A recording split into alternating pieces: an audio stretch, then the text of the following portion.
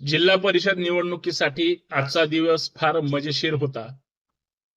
कारण आज 3 वाजेपर्यंत फॉर्म मागे घेण्याचा दिवस होता. आज सेटलमेंटचा दिवस होता. आज पैसे कमवण्याचा दिवस होता. तर निष्ठावंत, प्रामाणिक आणि चांगल्या लोकांसाठी इथून पुढची जी लढाई आहे राजकीय, ते लढण्याचा दिवस होता. काही जणांनी आज फॉर्म मागे घेण्यासाठी पैसे मागितले असतील. काही जण पैसे मला मिळतील याच्यासाठी वाट बघितली असेल. काही लोक असे सुद्धा असतील की आपण फॉर्मच तेवढ्यासाठी भरलाय, 4 पैसे मिळतील.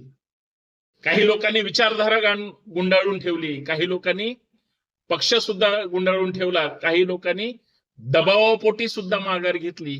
काही लोकांना सतत फोन येत होते, बर्डन येत होतं. आज तो मजेशीर दिवस होता.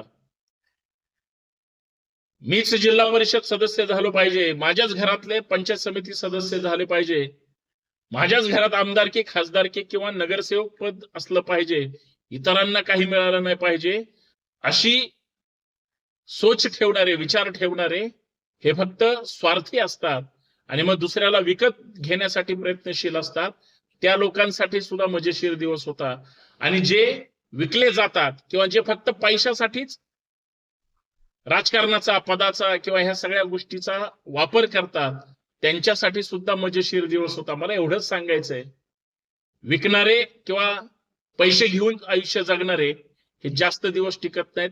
कुठंतरी विकताना किंवा विकले जाताना ही लोक सापडतीलच. पण जे निष्ठावंत असतात आणि जे प्रामाणिकपणे लढण्याचं स्वप्न ठेवतात, ते आज ना उद्या जिंकल्याशिवाय राहत नाहीत. लढणाऱ्या प्रत्येकाला शुभेच्छा. आणि ज्यांनी सेटलमेंट केली त्या आयुष्यात कधीच काही करू शकत नाही. ते फक्त स्वार्थी असतात. एवढ्यासाठीचा आजचा हा दिवस आणि त्या सगळ्यांना माझ्या शुभेच्छा. खरं आहे की खोट आहे? सांगा बरं, डंके की चोट पर. तुम्ही बोललं पाहिजे. चला, जय शिवराय.